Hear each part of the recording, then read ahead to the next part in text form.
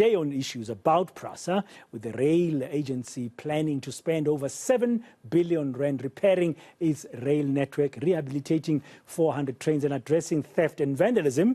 And Professor Nqobile Madlala speaking about the importance of security there a short while ago. My colleagues, that's eNCA reporters, Nqobile Madlala is in Tshwane to determine what the state of the rail lines there are like. And of course, senior reporter Dasen Thatiah is in KwaZulu Natal, where additional security has also been deployed to railway stations in an effort to curb vandalism and theft. Both of them are joining us now on today. Good afternoon, colleagues. Thank you very much for your time. I'm sorry, Dasen, it's going to be ladies first. Good afternoon, Nqobile. What's happening? What are you seeing where you are? Good afternoon, Britain. Well, I think it's a sad, really sad situation, what we have seen and what we have heard. A lot of community members have told us that basically these stations that have been left like this to dilapidate have now become a crime-infested areas. Some of the community members have spoken about how women have been raped in these areas. Some people have spoken about the fact that there are drugs that are being sold, for example, in the Gezina corridor. Others are busy trying to ensure that those crimes are stopped. I mean, we spoke to some of the community members that have even started volunteering to ensure that doesn't happen. But they feel that the infrastructure that has been left like this is now creating problems for communities. Some of the community members have even told us, Britain, that when some of the criminals are stealing from their homes, they come through these stations and they use these areas where they harbor all these things that they need to deal with. So it becomes such a problem in the community. But mainly, Britain, what they're saying to us is that they want them to be used and they want them to be used correctly. And this is where they're asking and they're begging Prasa that can they now reinvent, or rather upgrade and work on these corridors and ensure that there are trains that are functional here, because they're saying that they're feeling it in the pockets. This is supposed to be a mode of transport that is not costly, and so a lot of people use these transportation as an easier way to first get home earlier, as well as to ensure that they don't pay more than enough. So now they're saying that affordability is a major issue, and they would like Prasa to ensure that there's not only just safety in these stations, that they deploy security guards, but also at the same time they want them to bring back the trains. So very clearly put there by a lot of the leaders and the people that we spoke to, really just begging Prasa to please come back to them, saying that they've even written letters. But Britain, we spoke to some of those community members, and I want you to listen to what they had to say to us. I personally wrote a letter to Prasa the moment COVID-19 started, level 5. There was a woman who got raped at the station. From here, there's another station, it's called Gezina Station. There was a woman who got raped there, and then after that woman was raped, I make it my business to find out what's going to happen to these stations, because now the crime that is happening for us residents who live this side, those people, they do whatever they want to do from this side, and then they cross easily to this side. You will never find out who did what, and the police can never find out or chase those people who does things. So the woman got raped. Nothing was done. I wrote a letter to Prasa. Nothing was done. I invited Sanko to assist me so that we can have a petition. We went house to house, asking residents to sign petition so that the Prasa can bring security, close these stations, clean these stations.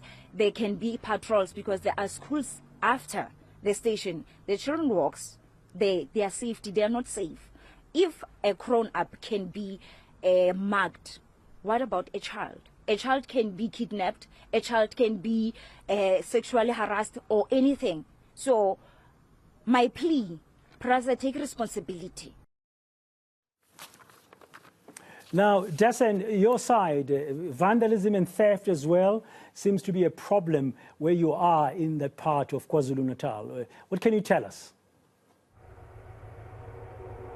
Praden, vandalism seems to be a problem across KwaZulu Natal. You would remember that we've reported previously about how that affects the passenger lines and how it affects things in Durban. Earlier we were talking about the impact of the floods, so there's certainly a lot going on. But the reason why I've brought you here to Richmond, this is where we are at the moment, is to show you exactly how this is done and how rampant this type of vandalism is. So we're standing on a train line now. So I must stress that this is not a passenger line, but again, I'm just illustrating a point here of how this is. So this is where the track used to run, but you'll see that there's very little of it left. In fact, all you're seeing now is just the sleepers and the stones of where the track once ran. And this is how, I should say, easily criminals are able to access some of these train lines and steal the copper, steal the steel that runs along these lines.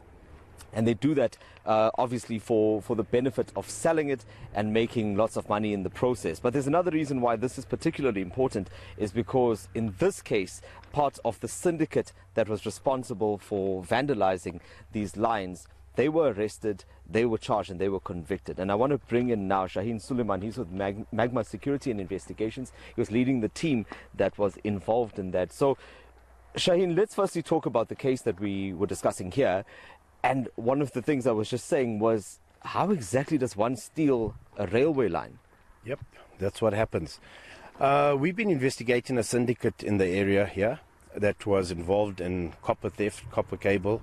And also the information came that they're also cutting railway lines. As you see what is happening here. So we followed up the information with my team and got closer to the time. We then engaged with SAPS and did a joint operation where we arrested 7 suspects and we recovered all the railway sleepers into the vehicle. There we had gas bottles with them. And that's how they cut these railway tracks. But it sounds like quite a process. I mean, this surely must be heavy. I doubt that you and I could pick up one of these tracks. No, they're heavy. There were 7 suspects that we arrested. There were 3 vehicles that we impounded. And yeah, this is what happens. This is how they cut the railway tracks. So let's talk about the prevalence of this type of crime, because we're talking about this broadly and how it affects the rail network, and that's what we were seeing in Durban as well, and now we're a little further out. How prevalent is it, and how many such cases does your team come across regularly? Well, basically, we come across a lot of infrastructure theft and that is happening in the areas, and we look after a lot of farmers in the area here, where their pump houses get stolen with copper, and they take the cable from the copper. So this is how we come across, and we came across these suspects here. Is there enough being done, I guess, to prevent this type of vandalism that we are seeing? It almost seems like there's such easy access for people to come here, and I mean, surely this takes time. Okay, there's been a task team that has been put together by the President and the generals, and that their SAPS have put a team together now. We did have a meeting last week about this type of infrastructure theft. And we're looking forward of working with the SAPS and nabbing these suspects, yeah. Okay, well, thank you very much. Shaheen Suleiman there from Magma Security and Investigations, Prasa, and you'll see that it's actually a shocking sight. I wonder if you're getting the full extent of it, just being here and seeing this. But it's absolutely incredible, and I think it speaks to this issue that we are facing now, because beyond all of the other problems of corruption and the other problems of, for example, the floods in KZN, this is still a very prevalent issue that we are dealing with, and it's one that particularly affects the rail network, both the passenger rail as well as the transportation of goods in this part of the province. Thank you very much, Dasen Thatiah. Yes, we got the full extent of what has happened to that particular railway track there that has now disappeared, and we know the extent of the rot at Prasa being exposed by the further exposed by the fifth and final report of the Zondo Commission of Inquiry into State Capture.